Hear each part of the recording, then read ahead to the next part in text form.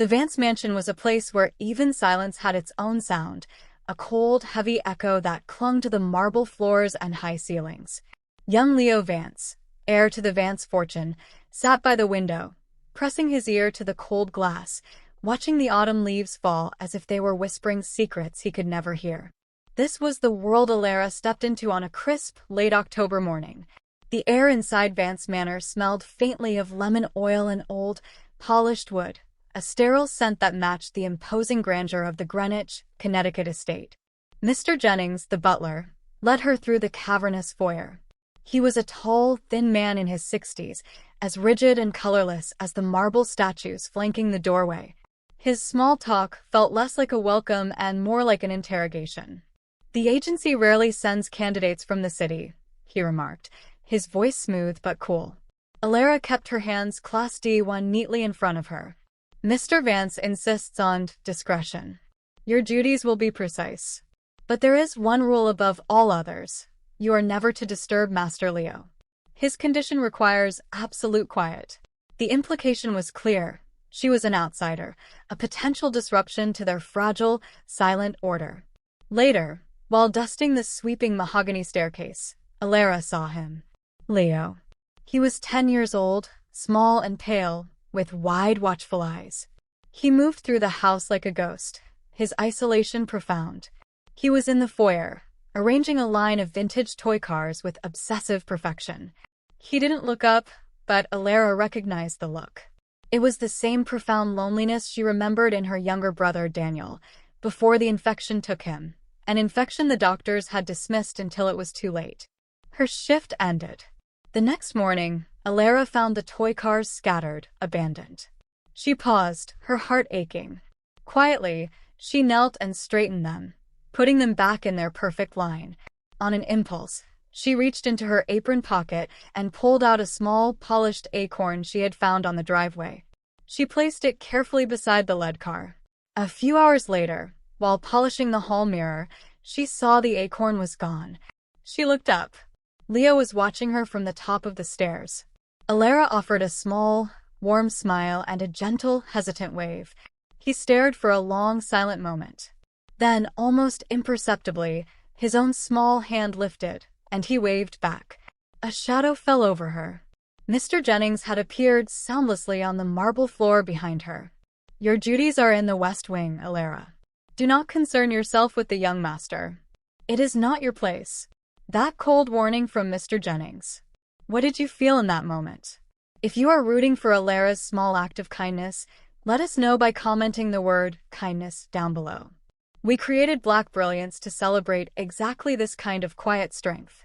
If this story is touching your heart, please subscribe and turn on the bell. Your support helps us tell more stories that inspire, and you truly won't want to miss what happens next. Now, let's get back to the story. Trust in the Vance mansion was measured not in words, but in small, stolen moments of silence shared between the maid and the boy. Elara adhered to Mr. Jennings' warning, at least outwardly. She no longer waved or lingered, but her gaze always drifted to Leo, and she always made sure her duties brought her past the rooms where he played. Her concern grew, gnawing at her. She remembered her brother Daniel's final days, how he'd rubbed his ear, crying silently. She remembered how the clinic doctor had patronized her mother, dismissing the fever as just growing pains, until it was too late. Elara wouldn't make that mistake again. Leo, in turn, began to silently seek her out. While she was polishing the silver in the library, he slipped in and sat, watching her. He seemed to find comfort in her quiet, steady presence. It was there she saw it again. He suddenly touched his right ear and winced, a sharp, quick motion. Elara froze. She caught his eye and gently pointed to her own ear, making a small, pained face. "Hurt?" she mouthed. Leo flinched, surprised she had noticed. He shook his head no vigorously, but the wince returned, betraying him. The interaction did not go unseen. Later, Mr. Jennings cornered Elara in the cavernous, cold kitchen. "I saw you attempting to communicate," he hissed, his voice low. "Mr. Vance spends millions on the world's best specialists. Do you truly believe you, of all people, could notice something they missed?" The venom in his words, "you, of all people," was unmistakable, dripping with racial and class-based prejudice. Elara merely lowered her eyes. "No, Mr. Jennings." Days later, Elara was cleaning the hallway near Leo's playroom. She saw him wince again, this time severely. It wasn't just a touch. He was scratching inside his ear, his face tight with pain. She knelt, tilting her head. The light from the hallway caught something deep inside his ear canal, a dark, glistening shadow that, for a horrifying second, seemed to move. Elara gasped softly. Just as she leans in, Leo sees her, and his eyes fill with genuine terror. He shakes his head violently, signing frantically, "No doctors." "Hurt?" "No." Arthur Vance returned home like a storm front, his expensive wool coat smelling of the cold November rain, his presence sucking the small pockets of warmth Elara had managed to create right out of the air. He had just returned from Zurich, and the multi-million-dollar specialist there had offered no new hope. His mood was foul. He went straight to his study. Mr. Jennings entered moments later. "Sir, I regret to inform you," Jennings said, his voice carefully neutral. "The new maid, Elara, has been overstepping. She has been upsetting Master Leo, attempting to diagnose him." Arthur's jaw tightened. "Deal with it." Elara, meanwhile, was haunted by Leo's terror. No doctors. Hurt. It confirmed her deepest fear. The specialists weren't just failing him. They were frightening him. She needed this job, needed it for her own mother's mounting medical bills, but the memory of her brother Daniel, rocking in silent pain, wouldn't leave her. She saw Leo in his playroom. He wasn't playing. He was rocking slightly in the corner, his face pale, digging at his ear, a tear tracing a path down his cheek. His pain was palpable. Elara's heart broke. She couldn't let it happen again. She knelt beside him, pulling the small silver safety pin she'd been using to mend her apron. "It's okay, Leo," she whispered, knowing he couldn't hear. "I'll be gentle. Let me just look." "What are you doing?" Arthur's voice was thunder. He stormed in, Jennings right behind him. His eyes locked on the glint of metal in Elara's hand, a sharp object, near his son's head. He shoved Elara backward, hard. She stumbled, hitting the floor. "Get away from my son," he roared.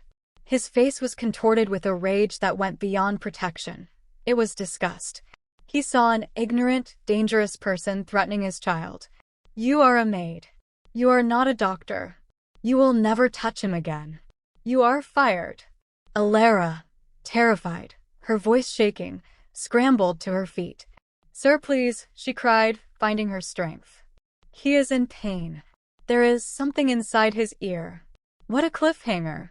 Arthur has just fired Elara, but she is standing her ground, trying to save Leo.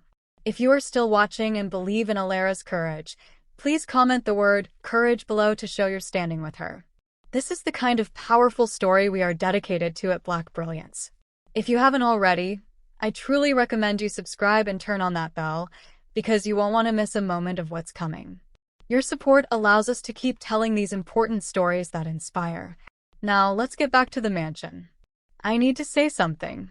The words, spoken softly by Elara, cut through the oppressive silence of the Sterling room, carrying more weight than all of Arthur's blustering.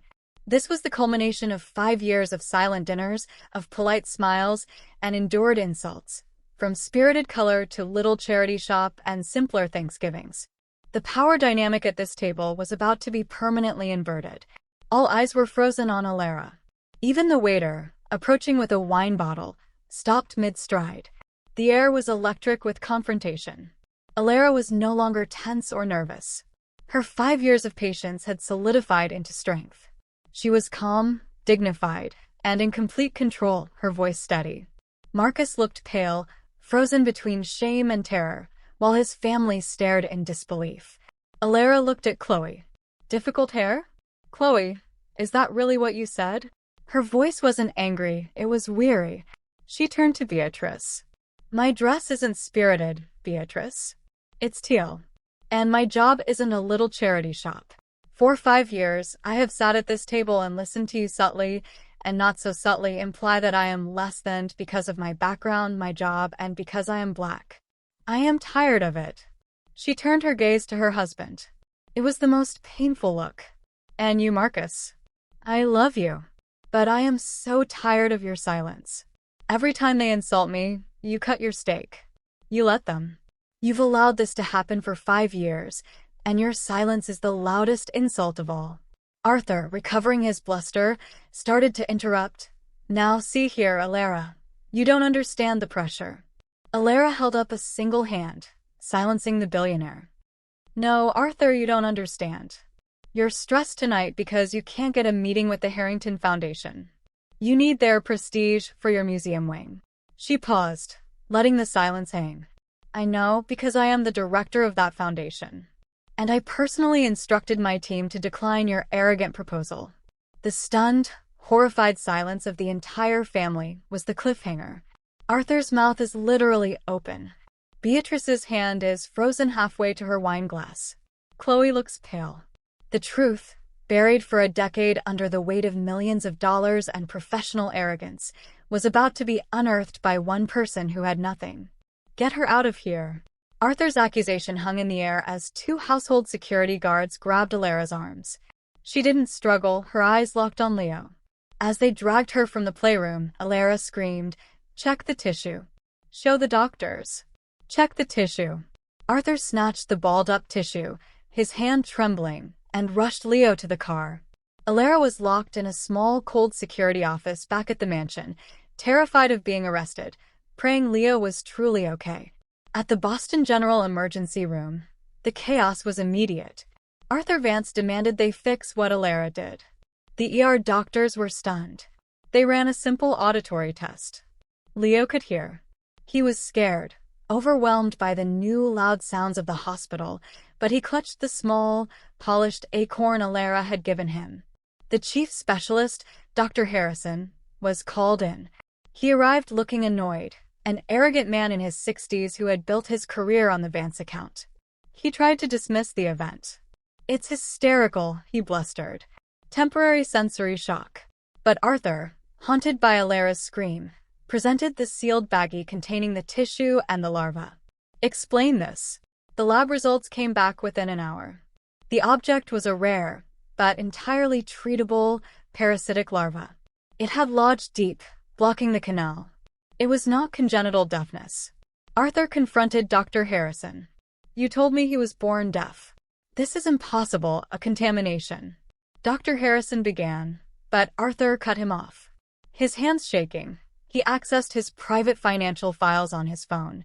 He found it, a buried memo from 10 years prior. Diagnosis: auditory blockage. Recommendation: maintain congenital diagnosis for continued funding approval. Vance account remains active. They lied. They stole his son's hearing for money. Arthur looked at the memo, then at his son, his entire body shaking. He didn't just fail Elara. He failed his son for 10 years. "Get my lawyer," he whispered to his assistant. "And bring the maid here. Now." For the first time in a decade, the heavy, oppressive silence of Vance Manor was broken, not by a child's new voice, but by the sound of a father's apology. Elara was brought to the hospital, not to the security office as she'd feared, but to the waiting area. She was exhausted, her uniform wrinkled, her face pale but dignified. The moment the elevator doors opened, she saw him. "Leo." "Elara," he shouted, running past his father.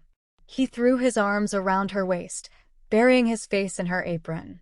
Elara hugged him back, tears finally streaming down her face. Arthur Vance stood before her, a man utterly broken and remade. I don't have the words." His voice, usually so commanding, was thick with emotion. "I accused you. I trusted the wrong people." He held out his phone, showing her the damning memo. "They stole 10 years from my son. You gave them back in 10 seconds. He looked her in the eyes, his own glistening. "I am sorry, Elara. From the bottom of my soul, I am sorry." A week later, Arthur held a press conference. He exposed Dr. Harrison and the hospital, the story exploding nationwide. He also announced the Leo Vance Foundation for Auditory Health, dedicated to providing free, compassionate care for children ignored by the system. He concluded, "But I will not be running this foundation. I am a man who proved he doesn't know how to listen." It will be run by the only person I know who truly does. He turned and introduced the new director, Elara. Elara was stunned, her hand flying to her mouth. "Sir, I'm just a maid," she whispered, shocked. Arthur shook his head, a small, gentle smile touching his lips. "You were never just anything, Elara. You were the only one who saw a child in pain, not a diagnosis. You taught me how to listen." Months later, the Vance mansion was unrecognizable. Sunlight streamed into the garden. Elara, now in a smart business suit, looking confident, stood with Arthur on the patio. They watched Leo run across the grass, laughing as he identified the sound of a bluebird high in the trees. The silence was gone, replaced by life. Arthur turned to Elara. "Thank you." She smiled, the warmth reaching her eyes. "We just had to listen." In the end, it wasn't the sound of money that filled the silent mansion, but the sound of kindness. Elara taught Arthur a lesson no specialist could. When we stop judging by appearances, we finally learn how to listen to the heart. What lesson did you learn from Elara's quiet courage? Share your reflections in the comments, and if you believe in stories that uplift the heart, please subscribe to Black Brilliance for more.